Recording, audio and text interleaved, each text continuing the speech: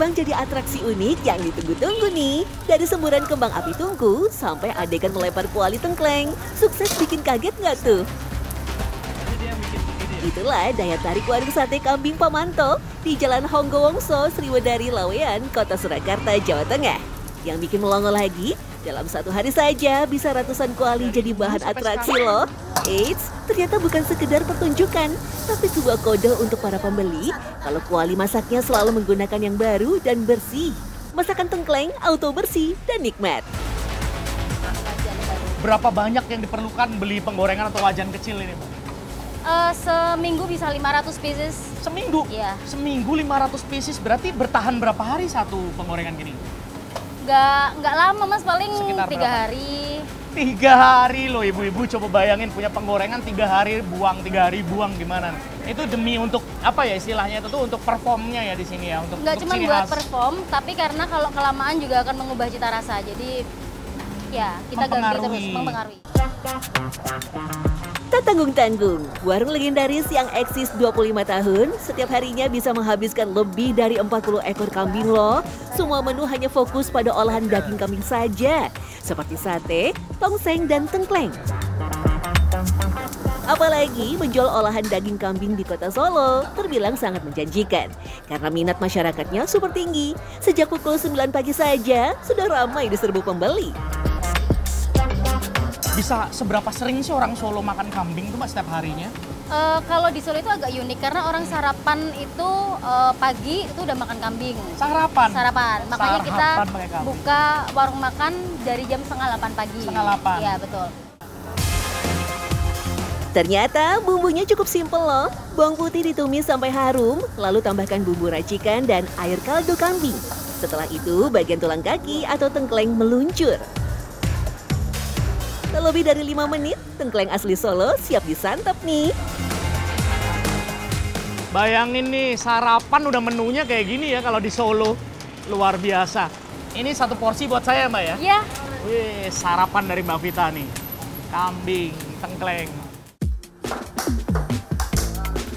Kunci utama olahan menu kambing yang lezat adalah dari bahan bakunya, yaitu kambing muda berusia kurang dari 6 bulan.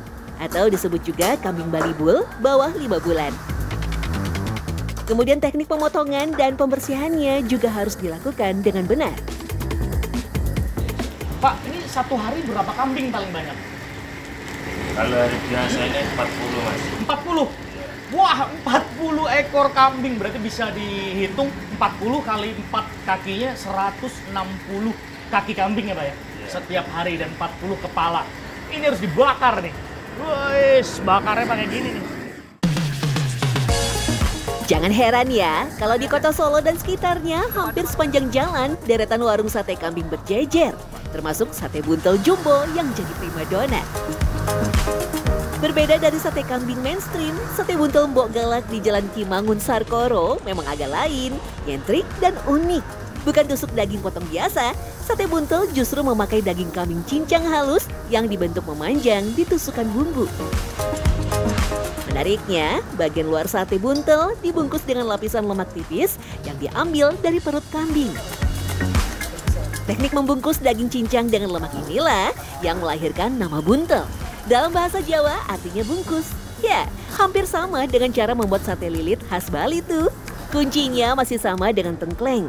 Yaps, bahan utama wajib menggunakan kambing muda karena dagingnya yang lebih empuk dan tidak berbau perengus. Cara ngambil lemaknya gimana sih kok bisa dibungkusin gitu? Dia nggak ini ya nggak ambiar gitu mas waktu dibungkus gitu? Enggak mas. Kok bisa padat gitu kenapa? Padat karena teksturnya, daging yang bagus. Berbeda dengan sate kambing yang hanya dibakar satu kali dan langsung matang. Proses membakar sate buntal harus dilakukan 2 kali, yaitu dibakar dulu setengah matang selama 10 menit di atas bara api arang. Nah, lemaknya bukan sekedar pembungkus, tapi fungsi utamanya untuk mengunci jus daging di dalam saat dibakar.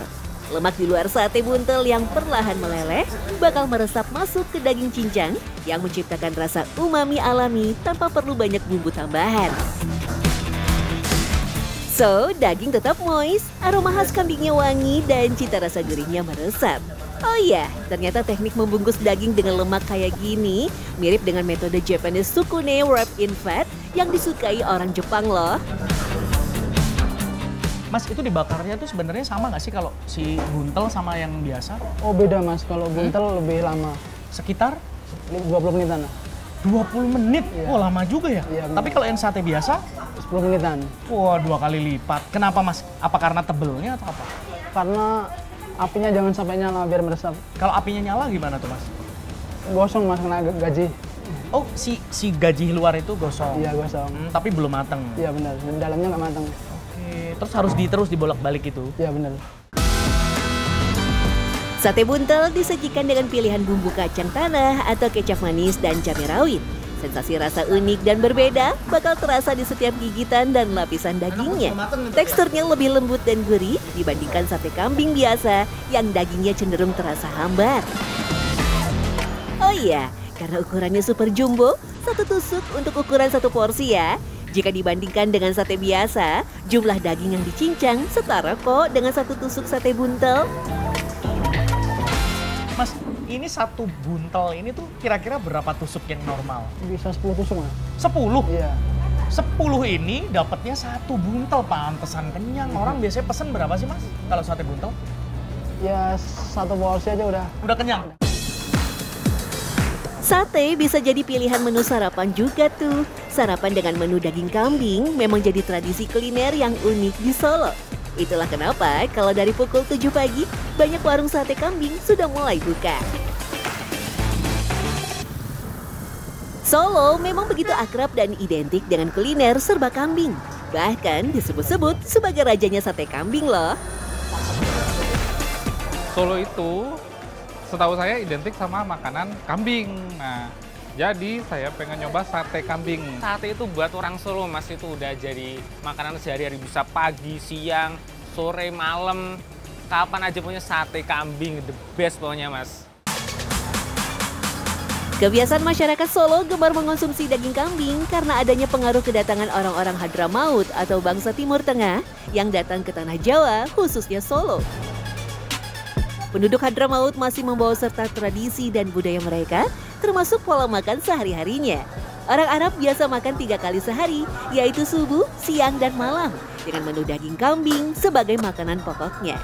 Sumber lain juga menyebutkan, aneka olahan serba kambing sebagai bagian dari kekayaan kuliner Solo sudah ada sejak era Kerajaan Mataram. Nah, daging kambing sudah menjadi menu tradisi wajib di setiap acara, baik di Keraton Yogyakarta dan Surakarta. Hingga akhirnya, masakan berbahan daging kambing menyebar ke semua lapisan masyarakat deh, khususnya masyarakat Solo. Keraton pun pada waktu melakukan upacara ada korban itu kan dulu mengumpulkan birokrasinya.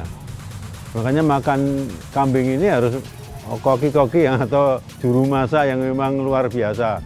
Nah ini akhirnya ketika keraton agak mereda, ini kadung meluas, sehingga ini menjadi makanan yang sudah disnya itu dari keraton dengan begitu dimasak luar biasa enak, maka di masyarakat sudah menerima setelah keraton agak reda, menjadi umum gitu ya.